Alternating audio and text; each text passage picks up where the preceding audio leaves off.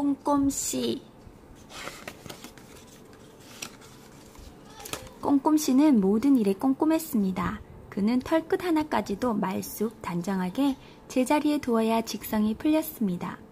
꼼꼼씨는 하루도 빠짐없이 가구를 정돈하고 화단의 꽃들이 줄 맞추어 피어 있는지 확인했으며 항상 먼지 한 점 없게 했기 때문에 먼지 한 점 있을 리 없는 곳에서 먼지 한 점을 찾느라 하루해를 보내곤 했습니다.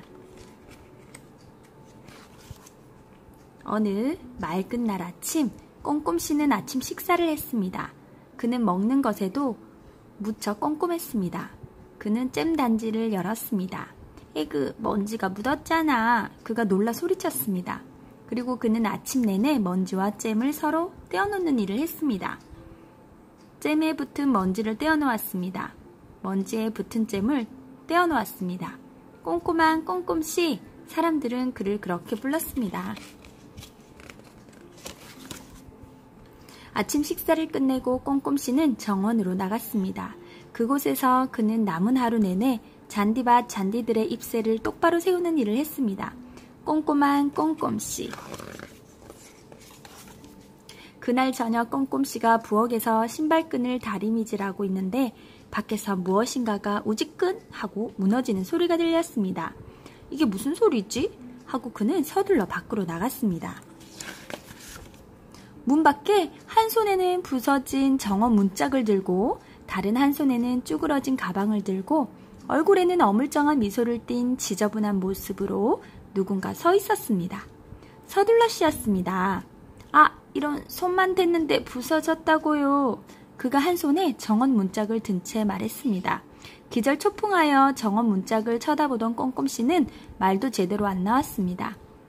당신은 누구요? 하고 겨우 물었습니다. 저는 서둘러예요. 하고 지저분하게 생긴 그 사람은 한 번씩 웃더니 꼼꼼씨와 악수하기 위해 앞으로 나오다가 뭔가에 걸려 잔디 위에 넘어지고 말았습니다. 아이고, 내 잔디.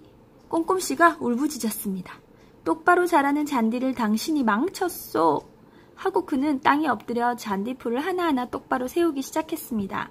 그런데 당신은 누구요? 그리고 여기는 왜 온 거요? 꼼꼼씨가 화가 나서 물었습니다. 전 꼼꼼 형님의 사촌이에요. 오랫동안 소식이 끊겼던 사촌동생 서툴러라고요. 그동안 외국에 좀 나가 있다가 형님을 찾아보러 이렇게 온 거예요. 서둘러 씨가 대답했습니다. 저를 만나서 반갑지 않으세요? 서둘러 씨는 유쾌하게 이렇게 말하고 일어나면서 꽃을 한두 송이 쓰러뜨리고 가방을 집어들면서 다시 두세 송이를 쓰러뜨렸습니다. 말할 것도 없이 꼼꼼씨는 사촌동생이 하나도 반갑지 않았습니다. 들어오게나. 그는 마지못해 중얼거렸습니다. 희야 형님은 굉장히 말끔한 집에서 살고 있군요. 서둘러 씨는 현관문을 들어서면서 한마디 했습니다. 그리고 안으로 들어가면서 신발끈에 걸려 의자를 쓰러뜨리고는 바닥에 나뒹굴고 말았습니다. 아이쿠, 그가 거칠게 내뱉었습니다. 꼼꼼씨는 눈을 감고 한숨을 쉬며 신음을 토했습니다. 그날 저녁 꼼꼼씨가 만든 저녁을 먹고 나서 서둘러 씨는 설거지를 돕는다고 접시를 2개나 깨뜨렸습니다. 설거지를 마친 후 두 사람은 앉아서 이야기를 했습니다. 꼼꼼씨는 언제나처럼 말쑥하고 단정하게 앉았습니다. 서둘러 씨는 언제나처럼 별로 말쑥 단정하지 않게 앉았습니다. 얼마 동안 있을 생각인가? 꼼꼼씨가 물었습니다. 모르겠는데요. 생각해 봤어야 말이지요. 며칠 아니면 몇 주 아니면 몇 달이 되겠지요 뭐. 서둘러 씨가 싱글벙글 웃으며 아무렇게나 대꾸했습니다. 다음날 아침 잠에서 깬 꼼꼼씨는 침대에서 내려와 욕실로 갔습니다. 아니 이럴 수가. 꼼꼼씨는 기절초풍했습니다. 그렇습니다. 꼼꼼씨가 기절초풍하고도 남을 만한 일이 욕실에 벌어져 있었습니다. 욕실에는 서둘러 씨가 다녀간 흔적이 강하게 남아 있었습니다. 수건이란 수건은 모두 바닥에 내동댕이 쳐져 있었습니다. 욕조 안에는 더러운 물이 가득 차 있었습니다. 욕실 바닥에는 치약과 물과 비누가 범벅이 되어 있었습니다. 그야말로 난장판이었습니다. 꼼꼼씨는 서둘러 치우기 시작했습니다. 그리고 꼼꼼씨는 급히 아래층으로 내려갔습니다. 잘 주무셨어요, 형님? 서툴러 씨가 인사했습니다. 앉으세요, 형님. 제가 아침 식사를 준비했다고요. 하고 그가 콧노래를 부르며 말했습니다. 사방이 난장판처럼 어지럽혀져 있었습니다. 자, 드세요. 아침 식사. 서툴러 씨가 지덕 깨어진 달걀 프라이 접시를 식탁으로 날라오며 말했습니다.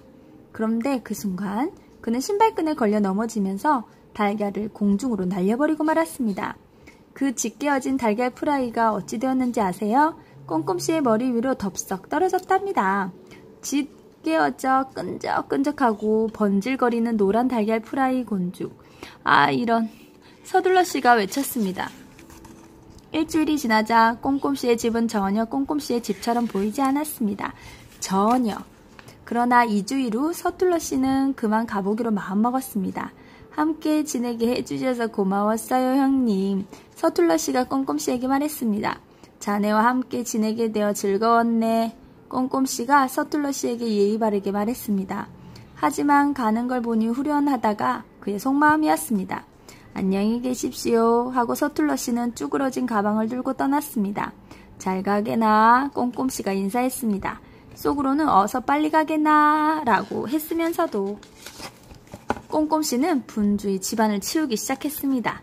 꼼꼼한 꼼꼼씨, 쓸고 닦고 고치고 못질하고 똑바로 세우고 분류하고 문지르고 제자리에 놓는 등 집안을 서툴러씨가 오기 전과 같이 만들어 놓았습니다. 그는 정원에 피어있는 꽃들의 먼지까지도 말끔히 털어냈습니다. 그날 저녁 꼼꼼씨는 부엌에서 달걀을 닦고 있었는데 밖에서 무엇인가가 와지끈하고 무너지는 소리가 났습니다. 오, 안 돼. 서툴러가 다시 오면 안 돼. 절대 안 돼. 정말 안 돼.